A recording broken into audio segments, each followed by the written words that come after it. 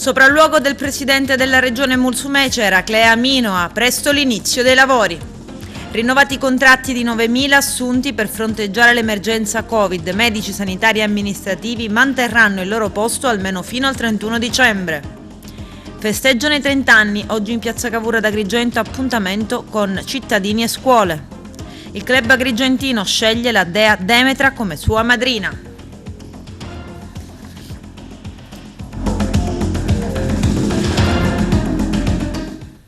Bentrovati gentili telespettatori al nostro appuntamento con l'informazione.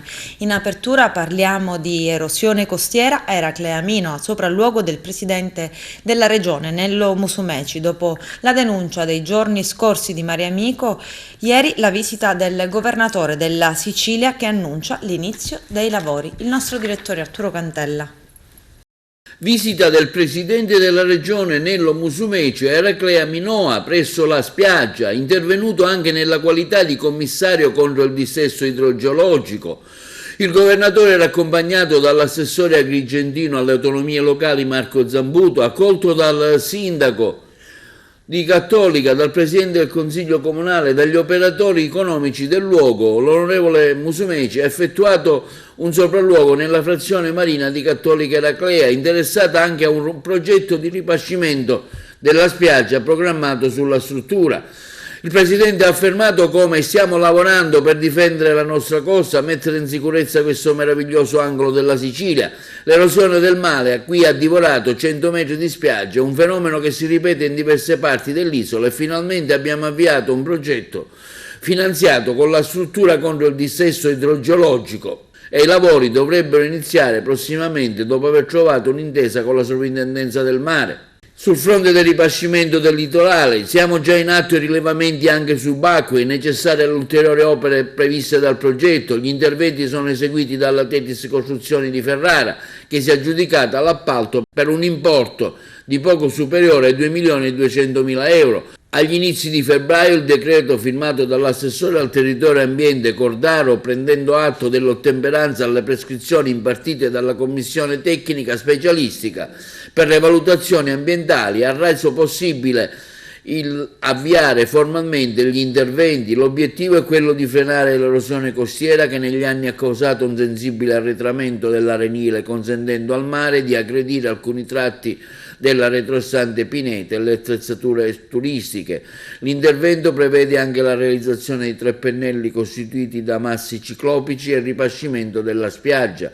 Il tratto che verrà recuperato, che procede da Capobianco verso est per una lunghezza di circa 2 km, comprende anche il boschetto che si trova a pochi metri dalla spiaggia. Giorni fa un forte sollecito era venuto da Mare Amico proprio per accelerare i lavori del ripascimento di una spiaggia che giorno dopo giorno scompare sempre di più. 25 anni fa la spiaggia arrivava con il boschetto dove oggi c'è questo locale in legno.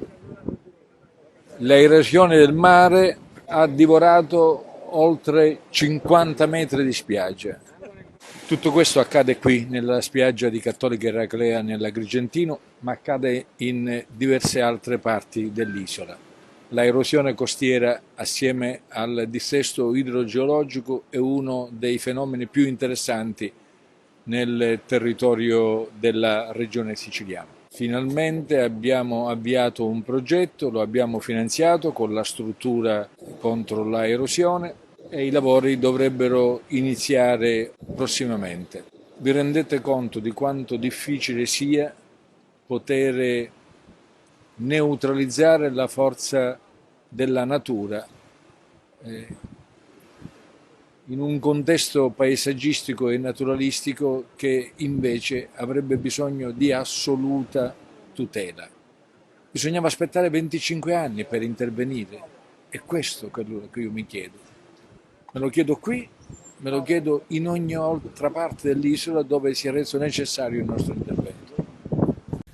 A Favara un incidente stradale ha provocato la morte di un ragazzo di 20 anni, Antonio Restivo, che alla guida di una Fiat Grande Punto e per cause in corso di accertamento si è schiantato contro un camion posteggiato vicino allo stadio comunale Brucculeri. Sul posto i vigili del fuoco del comando provinciale di Agrigento, il personale sanitario del 118 e i carabinieri della locale tenenza. È decollato anche un elisoccorso, ma non è servito a nulla. Oggi funerali nella chiesa di San Francesco a Favara. Il sindaco Antonio Palumbo afferma: la comunità di Favara si stringe intorno alla famiglia di Antonio, morto a soli 20 anni in un tremendo incidente stradale. Tragedie come queste privano di senso qualunque parola. Quella che doveva essere una normale giornata da trascorrere nelle campagne dei Nebrodi si è trasformata in tragedia per la famiglia di un 77enne di Alcara di Fusi. L'anziano è morto con il suo fuoristrada alla periferia del paese. Il dramma si è consumato nella tarda mattinata di ieri. Il 77enne, così come faceva spesso, si è recato in una zona di campagna a monte del centro abitato. L'uomo stava percorrendo la strada in discesa verso Alcara di Fusi, dove risiedeva con la moglie, di rientro da un appezzamento di terreno di sua proprietà nella zona a ridosso della Grotta del Lauro, in contrada Portaro. Qualcosa però, questa volta, ha trasformato la sua uscita quotidiana in un dramma. Il 77enne ha perso il controllo del fuoristrada ed è morto sul colpo. Inutile è stato l'intervento dei sanitari e dell'elisoccorso. Sul posto per i rilievi di rito si sono recati i carabinieri della locale stazione. Dopo i rilievi, nel pomeriggio, il fuoristrada è stato rimosso dalla ditta ACI dei fratelli Ruberto di Acquedolci e sottoposto a custodia giudiziaria per eventuali ulteriori approfondimenti sulle cause dell'incidente. La morte dell'anziano ha sconvolto la cittadina nebrodea, dove il 77enne era molto conosciuto e stimato. Da settimane il personale, che a vario titolo è impegnato nella macchina anti-Covid, chiedeva garanzie alla Regione in vista dello stop allo stato di emergenza fissato per il 31 marzo. A partire da quella data, infatti, chiuderanno le strutture dedicate e in Sicilia quasi 9.000 persone temevano di perdere il posto di lavoro dopo circa 2 anni. I contratti di questi medici sanitari e amministrativi è stato prorogato fino al 31 dicembre. C'è il servizio. I 9.000 precari siciliani della sanità potranno restare in servizio fino a fine anno. La Regione alla fine ha deciso di prorogare tutti i contratti legati all'emergenza Covid al 31 dicembre 2022. Sarebbero scaduti tra una settimana. L'assessore regionale alla salute Ruggero Razza ha inviato una direttiva alle aziende sanitarie e alle organizzazioni sindacali, illustrando i passaggi per le stabilizzazioni. Anche se, stando alle stime dei sindacati regionali di categoria, solo 2.000 sanitari hanno i requisiti per essere assunti subito, gli altri devono ancora maturare 18 mesi di servizio, anche non continuativi, di cui almeno 6 mesi nel periodo tra il 31 gennaio 2020 e il 30 giugno 2022. Restano in bilico gli amministrativi che rientrano nel calderone dei 7.000 precari ancora senza certezze. Per il personale amministrativo, infatti, al momento la stabilizzazione è una chimera, visto che non sono passati attraverso alcun concorso e sono stati contrattualizzati a seguito del Click Day. Il 118 festeggia in occasione del trentennale della sua istituzione, avvenuta il 27 marzo 1992. La centrale operativa del 118 di Caltanissetta, diretta da Giuseppe Misuraca, ha organizzato 3 giornate di incontri con cittadini e scuole. Il primo oggi ad Agrigento, in piazza Cavour, poi venerdì prossimo, dopodomani a Caltanissetta, e il 27 marzo, domenica, ad Enna. Arturo Cantella. Compie 30 anni il servizio 118, nato nel 1992. L'evento odierno è stato voluto dal vicepresidente della SEOS, dottore Pietro Marchetta. Si è svolto stamani presso piazza Cavour di Agrigento. Sono stati allestiti dei gazebo. I cittadini hanno ricevuto materiale informativo, incontrato medici, infermieri, tecnici e soccorritori e hanno così potuto assistere a una dimostrazione pratica di rianimazione cardiopolmonare ed eseguirla sotto la guida di esperti su manichini utilizzati per la formazione dei soccorritori, in modo da intervenire prontamente nel caso di perdita di conoscenza e salvare la vita. 30 anni da quando appunto esiste il 118, quindi una forma di emergenza-urgenza integrata gestita appunto dal pubblico, che indubbiamente ha dato i suoi risultati. Oggi c'è un'iniziativa abbastanza importante perché è divulgativa verso le scolaresche, in cui appunto promuoviamo il numero unico di urgenza, di emergenza che si è creato, il 112, e poi ai ragazzi vengono appunto illustrate quelle che sono le manovre salvavita e le manovre per la ricostruzione delle vie aeree. È appunto una bella iniziativa che conferma quello che è il nostro impegno nel sistema dell'emergenza per cercare di dare delle risposte efficienti in materia. Quell'organizzazione di sanitari dove ciascun sanitario e non, perché dall'autista al soccorritore all'infermiere al medico svolgono un ruolo fondamentale nella catena di soccorsi che permettono poi di fare una diagnosi, attribuire il giusto codice al paziente e salvare una vita. Il 118 è strutturato molto bene e devo dire che qualsiasi operatore fa questo mestiere con passione e con sacrificio, perché senza passione sicuramente è un mestiere che è faticoso e non si può svolgere. Quindi io mi sento di ringraziarli perché poi vivo in prima persona questa catena dei soccorsi facendo l'emodinamista, quindi so cosa significa fare una diagnosi tempestiva di infarto, mandare l'elettrocardiogramma per via telematica all'UTIC, perché adesso poi il 118 naturalmente si è arricchito anche di nuove tecnologie, quindi già fare una diagnosi a casa del paziente di infarto accorcia i tempi e salva una vita. Giuseppe Misuraca, direttore della centrale operativa. Ecco, un evento importante oggi, questo dei 30 anni, ma più importante è la presenza del 118 nel territorio. Assolutamente sì, oggi festeggiamo i nostri 30 anni, un arco di tempo che ha permesso al 118 di diventare un pilastro sempre più fondamentale del sistema sanitario nazionale. Diceva bene lei, l'impegno giornaliero del 118 è costante, pieno di impegno, pieno di professionalità e sacrificio da parte di tutti gli operatori, specialmente nel periodo pandemico che spero ci lasciamo alle spalle molto. Fucili, lanciagranate, pistole, ordigni artigianali sono solo alcune delle armi trovate nell'ultimo bimestre dai carabinieri del nucleo investigativo del Comando Provinciale di Catania, che hanno intensificato le attività finalizzate a contrastare le organizzazioni malavitose nel territorio urbano, con mirati servizi di controllo e perquisizioni tesi soprattutto alla ricerca di armi e droga nel quartiere di San Cristoforo, nella zona più isolata di un'area adibita a parcheggio di un centro commerciale. I militari hanno notato la presenza di alcuni sacchi contenenti rifiuti non organici che erano stati sovrapposti per occultare un beauty case, al cui interno hanno trovato una pistola Benelli armi calibro 9 sprovvista di matricola, nonché 300 cartucce di vario calibro.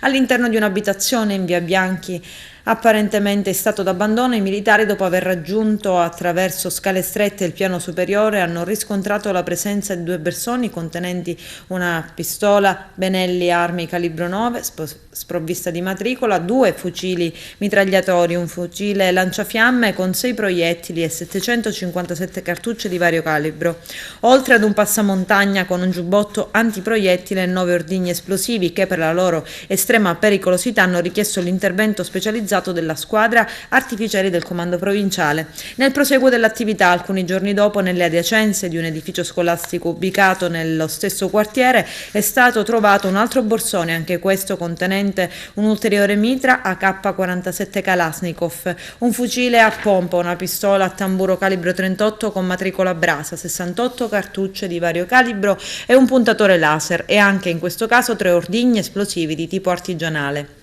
Nel contesto del medesimo servizio sono stati arrestati un catanese 43enne ritenuto gravemente indiziato di detenzione di sostanze stupefacenti ai fini di spaccio perché, bloccato vicino alla propria abitazione di via Campisano, è stato trovato in possesso di quasi 400 grammi di cocaina in pietra e di 2.800 euro e inoltre un 36enne di Catania perché è destinatario di un ordine di espiazione di pena detentiva di 11 mesi e 4 giorni di reclusione emesso dalla Procura Generale presso la Corte d'Appello etnea. Quest'ultimo in particolare, ritenuto essere un affiliato di spicco del gruppo mafioso De Niz, è stato localizzato e bloccato all'interno di un'abitazione allo stesso in uso in via Cave di Villarà, dove aveva trovato rifugio. La perquisizione dell'uomo ha consentito di trovare e sequestrare una pistola Beretta calibro 7,65 con matricola Brasa avente 12 cartucce nel serbatoio, circa 230 grammi di marijuana e la somma di circa 11.000 euro.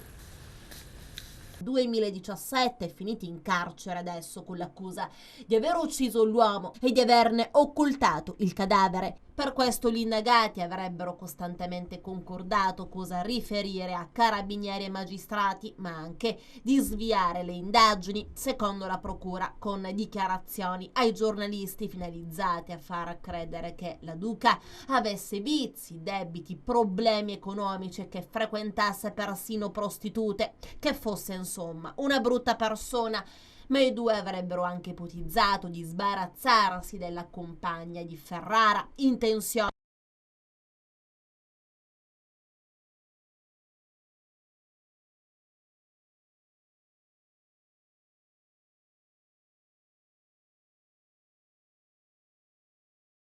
pensato ad un futuro insieme, progettando anche di avere un figlio. In questo contesto diventerebbero significative le conversazioni tra gli indagati in cui venivano maturati propositi omicidiari nei confronti della compagna ufficiale di Ferrara, propositi che non hanno oltrepassato la soglia del tentativo punibile, ma che si pongono inevitabilmente da corollario rispetto ai gravi indizi di colpevolezza raccolti sui due, dimostrando nella pericolosità proclive alla commissione di delitti contro la persona.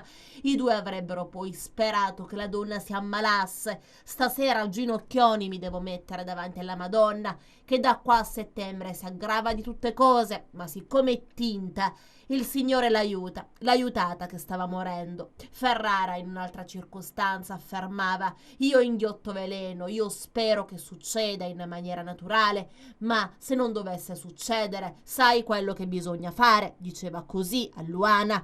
Neanche un mese dopo la sparizione di La Duca, Ferrara raccomandava a Cammalleri: tu stai attenta alle trasmissioni e se mi vedrai piangere, se mi vedrai commuovere, stai tranquilla, giusto? A parte che io mi farò oscurare la faccia perché non voglio essere visto da nessuno. Commentavano poi con soddisfazione di aver detto le stesse cose. Le microspie hanno registrato i timori di entrambi gli indagati. Cammalleri riferiva per esempio a Ferrara una conversazione avuta con il suo avvocato che le avrebbe detto: signora, lei quando apre la bocca deve sapere aprire la bocca, e la donna che osava: non si può sapere mai cosa succede, ci sono altre preoccupazioni. Cammalleri, certa ormai di essere intercettata il 23 luglio del 2019, cercava di sminuire il rapporto con Ferrara. non ci stiamo sentendo alle spalle di tua moglie, diceva, e non è che ti dico vita per amore o per sesso, una cosa così affettuosa. Tu mi stai aiutando a stare calma perché tutti vogliono le prove che io e tu abbiamo una storia o che abbiamo un rapporto.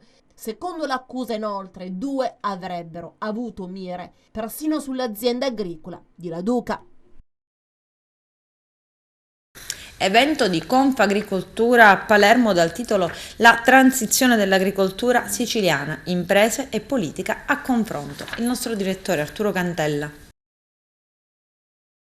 Un ampio, interessante e articolato dibattito si è svolto ieri in occasione dell'incontro organizzato da Confagricoltura Sicilia presso l'hotel La Torre a Mondello, coordinato da Rosario Marchese Ragona nella sua qualità di presidente di Confagricoltura Sicilia, sul tema della transizione dall'agricoltura siciliana, imprese e politica a confronto, Diversi e tanti gli interventi, tra le istanze da un lato degli imprenditori e le risposte dall'altro della politica, tanti problemi dibattuti, su tutti l'attuale crisi dovuta in particolare alla guerra tra Russia e Ucraina, che sta facendo lievitare in maniera spropositata i costi delle materie prime con gravissime ripercussioni nel mercato. La politica agricola dell'Unione Europea è eccessivamente restrittiva nei confronti dei beni da produrre, fortemente criticata infatti la PAC, la politica portata avanti dall'AGEA, la mancanza di risorse idriche, la siccità.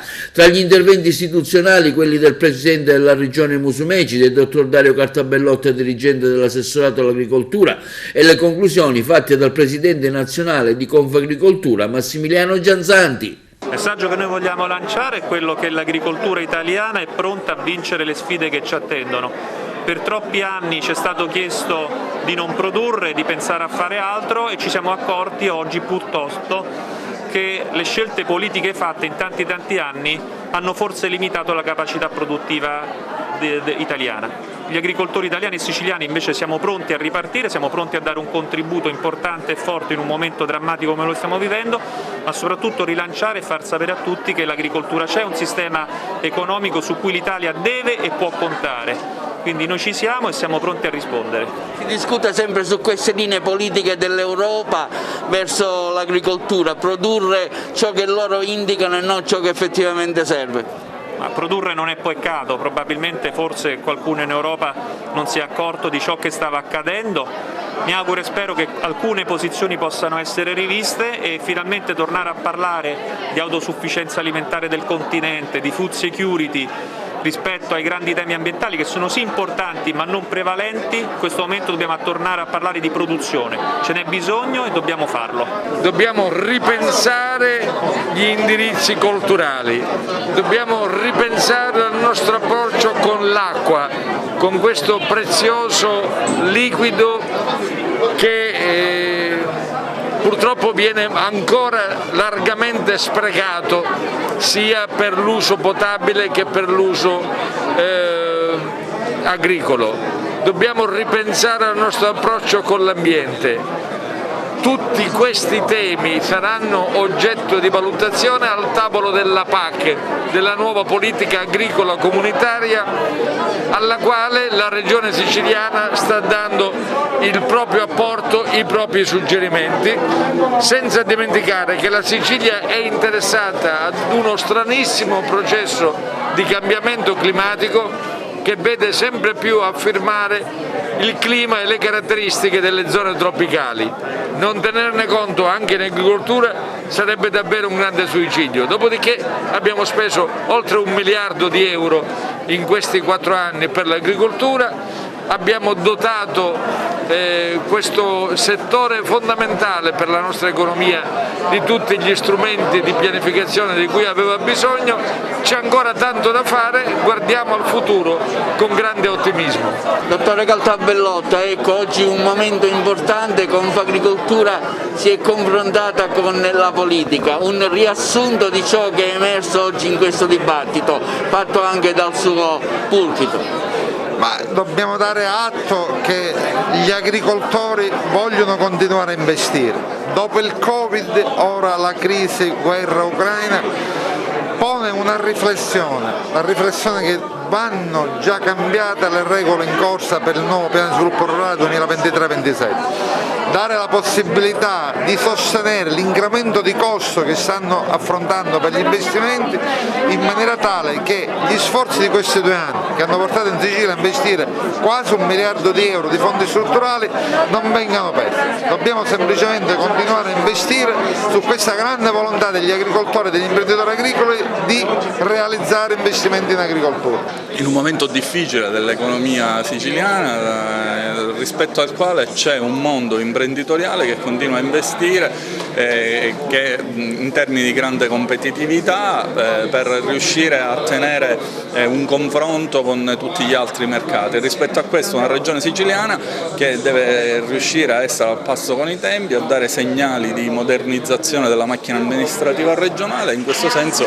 un lavoro che stiamo facendo insieme. Convegno veramente importante, soprattutto visti i tempi. Abbiamo visto l'incremento dei prezzi del dell'energia per la produzione, l'incremento delle materie prime, quindi un dialogo tra l'agricoltura e il mondo della politica era veramente importante. Formare nuove figure professionali in questo campo in modo da dare sostegno alle aziende agricole e supportarli da un punto di vista di innovazione tecnologica e digitalizzazione. Il vostro settore è solo quello dell'agricoltura o spazia anche in altri codici Ateco? No, noi spaziamo su tutti i codici Ateco, infatti sono già clienti nostri aziende di costruzioni, di servizi, di logistica, tutti i settori del commercio, quindi spaziamo su tutti i settori produttivi della Sicilia. Il PD chiede a Franco Miceli di costruire un patto per Palermo e dà via libera alla sua candidatura benedetta dal responsabile nazionale degli enti locali del PD, Francesco Boccia. Così il candidato sindaco del capoluogo siciliano per il centro-sinistra è Franco Miceli, leader del Partito Comunista già nel 1990 e assessore orlandiano. Vediamo. Guardi, è sempre doloroso in fasi storiche come queste giustificare alcuni momenti, ma la libertà si difende anche con il rafforzamento della difesa. L'aggressione subita dal popolo ucraino è sotto gli occhi di tutti. L'Unione Europea ha la responsabilità di far cessare nel più breve tempo possibile questo dramma, questo disastro umanitario che dovrebbe colpire nelle coscienze tutti a partire dal presidente Putin, e abbiamo fatto quello che hanno fatto tutti i paesi europei. E io penso che tutto questo debba spingerci ancora di più a rafforzare gli sforzi verso una difesa comune. Noi abbiamo la libertà di pensiero, abbiamo questa democrazia grazie alla resistenza che hanno fatto i nostri nonni e i nostri bisnonni.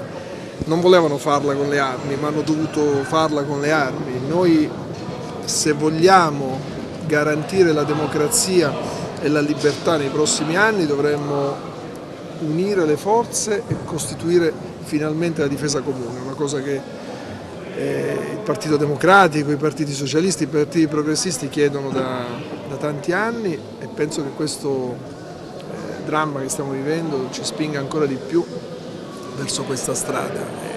Anche da questa tragedia, come è accaduto con la pandemia, si uscirà con più Europa.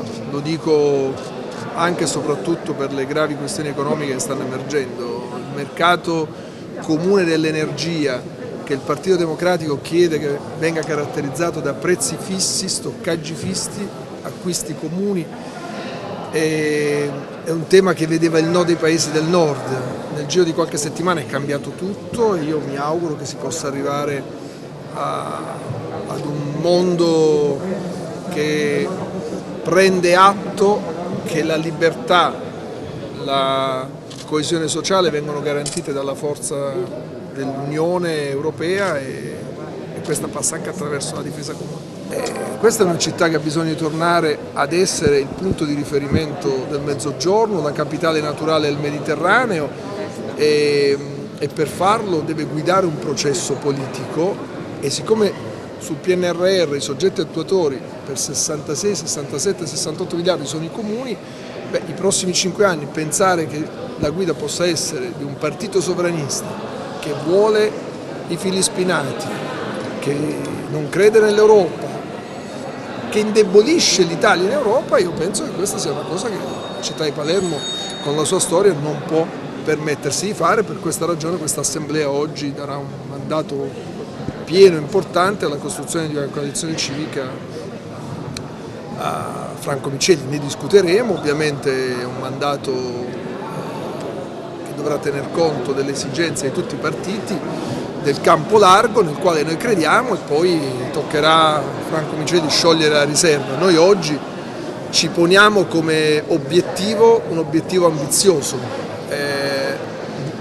partendo dall'unità dei progressisti e dei riformisti chiediamo anche alle forze politiche che credono nel progetto per il 2023, nel quale Letta crede, di unirsi intorno ad un progetto che faccia di Palermo la capitale del Mediterraneo. Ma Franco Miceli è un candidato del PD o è un candidato civico? Franco Miceli è espressione di un grande civismo della città di Palermo, è come Manfredi valore aggiunto di una coalizione. Nessuno a Napoli si chiede se Gaetano Manfredi è candidato del PD, del Movimento 5 Stelle, della sinistra, dei tanti partiti civici che lo hanno sostenuto. E io vedo un parallelismo tra la candidatura di Franco Miceli a Palermo e quella di Gaetano Manfredi a Napoli.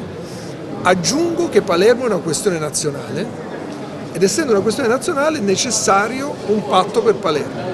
E il dibattito che facciamo qui stasera è un dibattito sul futuro di Palermo che non può essere solo il futuro visto dal PD, perché qui c'è un partito importante ma è un partito, ma deve essere di una coalizione. Sulla visione che avrà la coalizione su Palermo noi chiederemo a tutti i partiti che sottoscrivono quel patto di essere conseguenti in Parlamento, esattamente come è accaduto con Manfredi. Con Manfredi siglammo un patto, Manfredi è stato garante di quel patto, abbiamo chiesto a Manfredi di allargare la coalizione, la stessa cosa che chiederemo a Franco Miceli, e poi sarà chiaro che o si sta da questa parte o si sta con gli anti-europeisti, con i sovranisti, con gli amici di Putin e con coloro che non credevano nei vaccini e nella scienza. O si sta di qua o si sta di là, non c'è una terza via. Onorevole, mi scusi, ma si è parlato anche a livello nazionale di fare un campo largo anche da parte del PD spostato al centro. La candidatura di Franco Miceli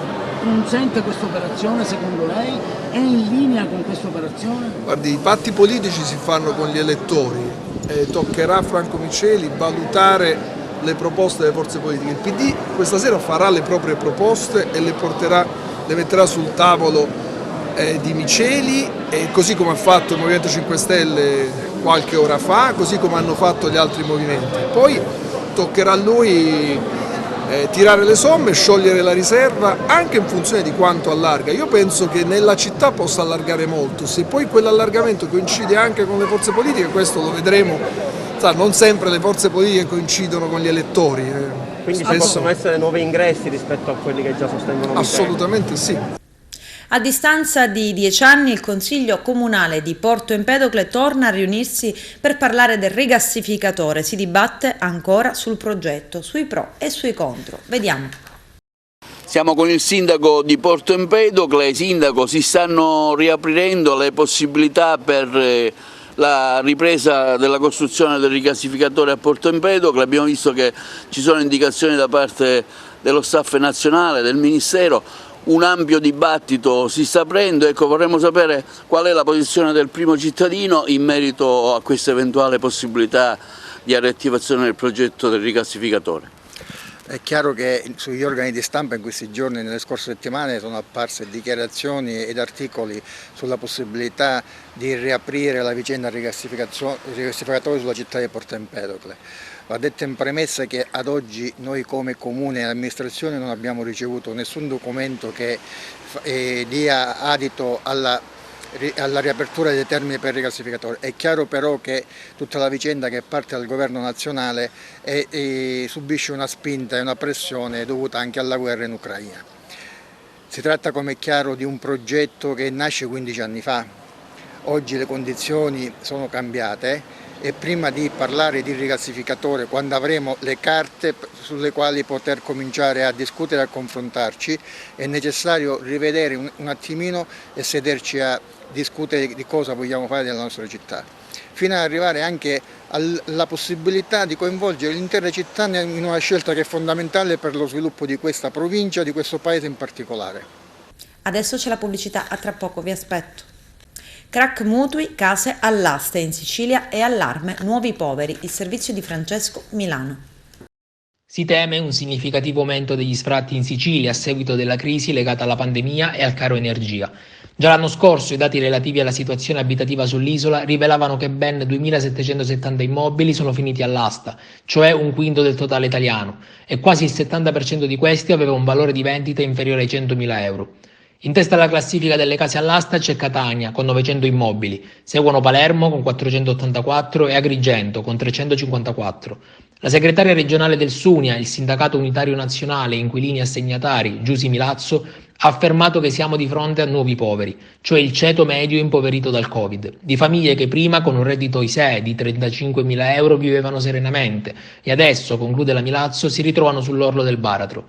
Già nei primi mesi del 2022 sono stati eseguiti 300 sfratti e si prevede che possano salire a quota 15.000 entro la fine dell'anno. Diversi sindacati stanno organizzando manifestazioni in tutto il territorio regionale, qualche giorno fa a Catania e ieri davanti alla prefettura di Palermo. Chiedono l'istituzione di commissioni permanenti sul tema degli sfratti, un aumento dell'offerta abitativa con investimenti nell'edilizia popolare, il censimento degli immobili pubblici inutilizzati e più sostegno per gli affitti. Alla difficoltà delle famiglie di riuscire a pagare le rate del mutuo con un conseguente aumento dei debiti con le banche si aggiunge la carenza del patrimonio immobiliare. Le liste d'attesa per l'assegnazione di un alloggio pubblico contano circa 23.000 famiglie, anche da 10 anni, mentre negli ultimi 2 anni in tutta la Sicilia sono state assegnate appena 200 case. Oltre a coloro che si appellano alle istituzioni per ottenere una casa, ci sono anche i cosiddetti invisibili, ovvero i senza fissa dimora e gli scomparsi dalle liste anagrafiche perché occupanti abusivi. Si stima siano circa 10.000. I sindacati lanciano quindi un appello alle istituzioni. Lo sviluppo sostenibile della Sicilia non può prescindere da un rafforzamento del sistema di protezione sociale e di garanzia dei fondamentali diritti di cittadinanza. In quest'ottica il diritto alla casa è precondizione dei processi di inclusione sociale, di cura e crescita armoniosa dei minori e di dignità della persona. Il Sor Optimist Club di Agrigento sceglie la dea Demetra come sua madrina, figura femminile di riferimento ed ispirazione. Eugenio Cairone ci spiega perché. Un nuovo gagliardetto per dimostrare i veri valori del club. Parliamo del Sor Optimist di Agrigento che da ieri ha un nuovo gagliardetto nato dall'idea della presidente Margherita Trupiano, la quale recentemente ha concordato l'iniziativa con la presidente nazionale Giovanna Guercio al fine di rinnovare il modo di comunicare e il nuovo gagliardetto si presta perfettamente allo scopo. La presentazione è avvenuta a Casa San Filippo, sede del Parco Archeologico Valle dei Templi. Questa sera si presenta un nuovo gagliardetto del Sor Optimist. Esprime chiaramente quelli che sono i veri valori del Sor Optimist. Certamente abbiamo concordato con la nostra Presidente nazionale un momento di comunicazione di quella che fosse la nostra storia e i nostri valori. Lo abbiamo fatto realizzando questo nuovo gagliardetto che riporta la figura di Demetra, riporta il nostro motto e ha per noi un grandissimo significato perché dimostriamo come i nostri valori e il nostro impegno permangono al di là del tempo e lo vediamo con la presenza di questo personaggio che è Demetra. Bene, questa sera è una delle tante iniziative del Sor Optimist sul territorio. Sì, abbiamo in programma tante iniziative, proseguiremo il percorso di educazione finanziaria, poi nei prossimi giorni un'iniziativa per la pace e poi ancora lavoreremo con le scuole. Abbiamo in cantiere diversi progetti ai quali stiamo lavorando, quindi insomma cerchiamo di impegnarci sul territorio così come ci chiede la nostra Unione Nazionale. Allora, questa sera qui al Parco Archeologico di Agrigento una importante assemblea dei soci del Sor Optimist, delle socie del Sor Optimist, un interessante incontro che riguarda il gagliardetto, un nuovo gagliardetto. Perché? Il nuovo gagliardetto per accelerare i tempi del cambiamento, che è il motto e lo slogan di questo biennio della nostra Presidente nazionale Giovanna Guercio. La nostra Presidente, la Margherita Trupiano, ha avuto modo di incontrare la nostra Presidente nazionale, lei insieme hanno deciso questa linea di rinnovare anche la nostra comunicazione all'esterno con un nuovo gagliardetto, che è un modo anche di incontrare altri club service e associazioni della città, è un altro modo anche per incontrare le socie e rappresentare questa volta una donna al centro del nostro gagliardetto. Noi siamo un club service al femminile, siamo tutte donne, a livello nazionale nell'Unione Italiana dove io sono presidente del comitato estensione siamo più di 5.000 socie. Club al territorio nazionale italiano sono più di 160, quindi siamo una forza e anche con questo incontro abbiamo modo poi di annunciare un'iniziativa per l'Ucraina che la Club di Agrigento porterà in piazza il giovedì di questa settimana. Questa sera si presenta un gagliardetto che esprime quelli che sono i valori Soroptimist. Assolutamente, la nostra etica, i nostri valori sono al femminile e questa è la differenza con altri club service quali il Lions e il Rotary ad esempio. Noi siamo socie donne e lavoriamo per i diritti delle donne e dei bambini, che ovviamente se questi diritti sono rispettati vuol dire che tutta l'umanità, uomini e donne, una umanità, un mondo, speriamo sempre più genderless, sempre più pacifico, possa realizzarsi. Un'importante relazione la sua sul Soroptimist, su quelli che sono i valori del club. Sì, in realtà io parlerò di Demetra che incarna dei valori ancora attuali, è una dea madre che si occupa e si preoccupa delle esigenze degli uomini. Per questo è una dea benefattrice che dona agli uomini la scienza della terra e insegna agli uomini come coltivare la terra. È una dea siciliana perché appunto secondo le fonti il culto a Demetra e Core, cioè Demetra e Persefone, sarebbe nato proprio in Sicilia. Ecco che si propone oggi una lettura diciamo attuale di quelli che sono i valori positivi incarnati da questa figura femminile che diventa un simbolo di quello che praticamente e concretamente può essere il ruolo della donna nella società con le sue specificità e con il suo modo bello e originale di affrontare la vita.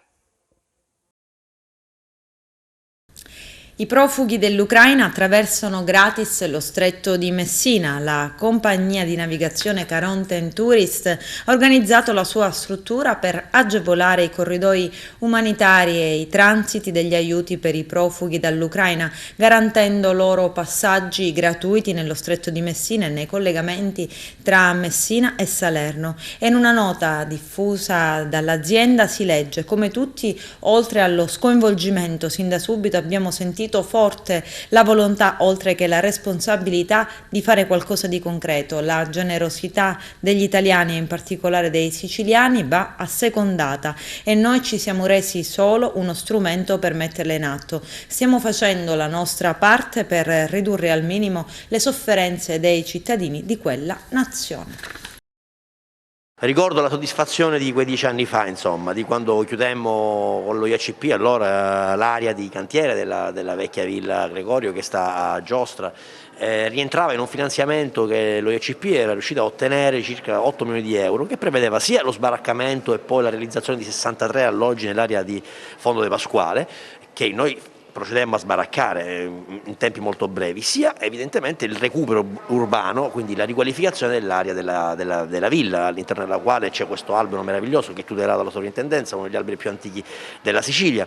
Da allora lungaggini burocratiche dovute all'adeguamento dei prezzi di cantiere nella regione siciliana e poi un vuoto degli ultimi 3 anni e mezzo nel quale questo cantiere è sprofondato. E la prova provata è il fatto che Arisme e comunque l'amministrazione De Luca che per 3 anni e mezzo ha fatto credere alla città che il risanamento fosse ormai completamente sbloccato, addirittura si consegnassero le case. Ecco, questa amministrazione sul tema della riqualificazione urbana è ben lungi da aver raggiunto qualche obiettivo misero, anche misero, perché se ricordiamo che le case che sono state distribuite sono quasi tutte case che sono state realizzate con fondi ricevuti dalla precedente giunta, la giunta a Corinti, cito tra tutti il progetto Capacity, è quello che stiamo ancora utilizzando per consegnare case fuori telecamere e di fotografi in campagna elettorale. Devo dire che sul Fondo de Pasquale, su tutta Giostra, non è che siamo fermi a 2 anni fa, siamo fermi ancora a 10 anni fa, quando io ero presidente, pensate un po', avevo i capelli bianchi nel frattempo. Cardinale De Luca era già deputato regionale peraltro a quel tempo. Giostra è un quartiere molto importante della nostra città, è il più importante e popoloso quartiere della città, come Rione inteso in senso largo, è un grande quartiere popolare che non ha nessun tipo di attrezzatura di urbanizzazione primaria e secondaria, soltanto le fogne e marciapiedi, guardate. Dopodiché non ci sono spazi dove i bambini possono crescere e possono giocare, dove la socializzazione tra le generazioni interna e tra le generazioni differenti di età ovviamente non si può realizzare. Mancano le piazze, mancano gli spazi dove i bambini e le famiglie possono andare a giocare, a vivere il territorio in maniera diversa da quella nella quale viene vissuta adesso. Adesso è soltanto un grande quartiere dormitorio, un quartiere che peraltro presenta tantissimi disagi sociali, e quindi se noi pensiamo che la riqualificazione sia soltanto assegnare le case, che è ovviamente il primo obiettivo del risanamento e dello sbaraccamento, e nessuno lo può mettere certamente in dubbio, ma se noi pensiamo che sia soltanto sbaraccare e dare case senza considerare il contesto in cui queste case vengono assegnate, cioè senza pensare che i figli debbano crescere, i bambini non possano crescere in spazi attrezzati, in verde pubblico, cioè in una qualità della vita che consenta loro di viverla diversamente la città, ebbene abbiamo perduto la battaglia del risanamento, perché costruiremmo nuovi quartieri dormitorio che sono per carità importanti, ma non aiutiamo le famiglie a crescere in un contesto sano di cittadinanza e di comunità, che è poi quello che a noi serve quando dobbiamo rifare il risanamento in città. Quando si pensa a fare il risanamento in città dobbiamo costruire le condizioni perché i bambini, le famiglie crescano in un contesto nella quale sentono di poter appartenere, dove possano vivere in pienezza tutta la loro giornata. Con questo è tutto, termina qui l'edizione del telegiornale. Grazie per la gentile attenzione e per essere stati con noi. A presto.